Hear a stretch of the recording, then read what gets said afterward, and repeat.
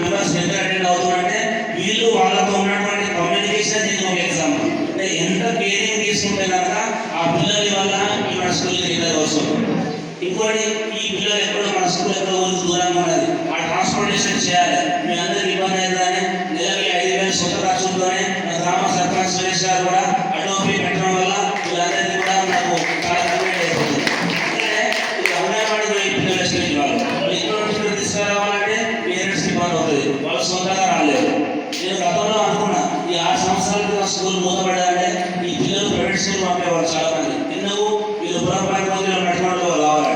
అందుకే అంగన్వాడీ స్కూల్లో అప్పయితే 3 గ్రాములు 4 గ్రాములు కావాలి కాష్టానికి అంటే కావాలి కాష్టానికే మన పిల్లలకి ఉన్నది తప్పే వాళ్ళకు విద్యాభ్యాసం నేర్పే స్కిల్స్ వాళ్ళకి అక్కడ దొరకలేవు.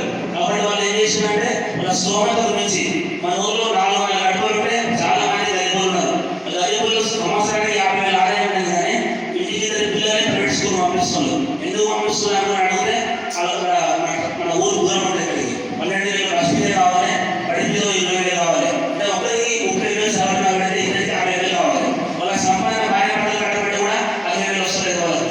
అలాంటి పిల్లలు అక్కడికి వెళ్ళి అప్పుడప్పుడు చూస్తుంటే కనీసం మనం తయారు చేసి బడి వేదిక అనేది అలాంటి కుటుంబాలు ఉపయోగపడే మంచిదే. ఉన్నతమైన కుటుంబాలు పంపించడం మంచిదే, గరీబులు పంపించడం మంచిదే. ఓవరాల్గా మన ఊరికి 2 ఊళ్ళ పనిలో ఉన్న ఈ బడికి ఎంతో మంది పేద కుటుంబాలకు ఆశ అవుతుంది. ఎలాంటి ఈ పిల్లలు అక్కడికి వెళ్ళి అలసిపోయి అక్కడ ఉన్న కార్పొరేట్ స్కూల్లో వెళ్ళి చేయకపోతున్నాం, కానీ ఇక్కడ అందుబాటులో ఉన్న ఎకనామిక్గా బ్యాక్వర్డ్ బడి పిల్లలు వాళ్ళందరికీ కూడా స్కూల్ మంచి పొజిషన్ సాధిస్తుంది. మీరు కంపేర్ చేసుకోండి, అర్థం చేసిన నేను అసలు బీజీ ప్రైమరీ మిడిల్ దగ్గరికి వచ్చిన లేట్ అయిపోయింది. అప్పటికి ఫైనాన్షియల్గా అకాడమిక్ స్టార్ట్ అయిపోయింది. అప్పటికి జూలై ఆగస్టు వెళ్ళేసరికి అందరూ ప్రైవేట్ స్కూల్ పంపిస్తున్నారు.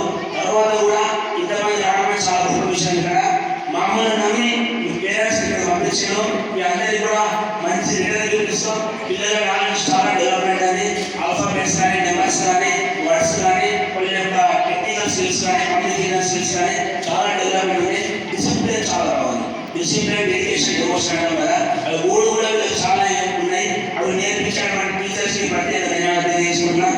భవిష్యత్తులో నెక్స్ట్ అకాడమిక్ వీళ్ళకు తోడుగా వీళ్ళే ఒక్కొక్కరు తీసుకునే విధానం తయారైంది. ఇంతమంది 30 మంది ఉన్న ఆన్లైన్లో ఈ 30 మంది కూడా వీళ్ళకు తోడుగా ఇంకొకరి వీళ్ళే తీసుకుంటున్న క్రమంలో ఉన్నది. దానికి ఖచ్చితంగా మీ పేరెంట్స్ సహకరిస్తారు. నాకు ఎంఈఓ గారి నుంచి కానీ కాంగ్రెస్ నుంచి కానీ ఇలాంటి ఫెసిలిటీస్ కావాలన్నా మనం ప్రొవైడ్ చేస్తారు. మనకు చుట్టూ కాంపౌండ్ వాల్స్ ఉంది, డ్రింకింగ్ పైప్ లైన్ వస్తుంది, వాటర్ నల్లలు వస్తాయి. ఎండాకాలంలో కూడా ఇదంతా ఫ్లోరింగ్ టైల్స్లో ప్రపోజిద్దాం అనుకుంటున్నాం. టోటల్గా కార్పొరేట్ స్కూల్స్ నీట్గా నెక్స్ట్ అకాడమీలో ఉన్న బయట మీకు అందిస్తాం. గ్రామ పంచాయతీ ఆధ్వర్యంలో ఖచ్చితంగా మీరు సహకరించండి.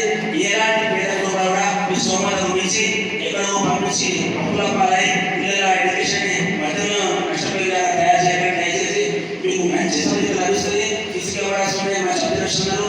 భవిష్యత్తులో మన ఇంకో ప్రైవేట్ శాఖ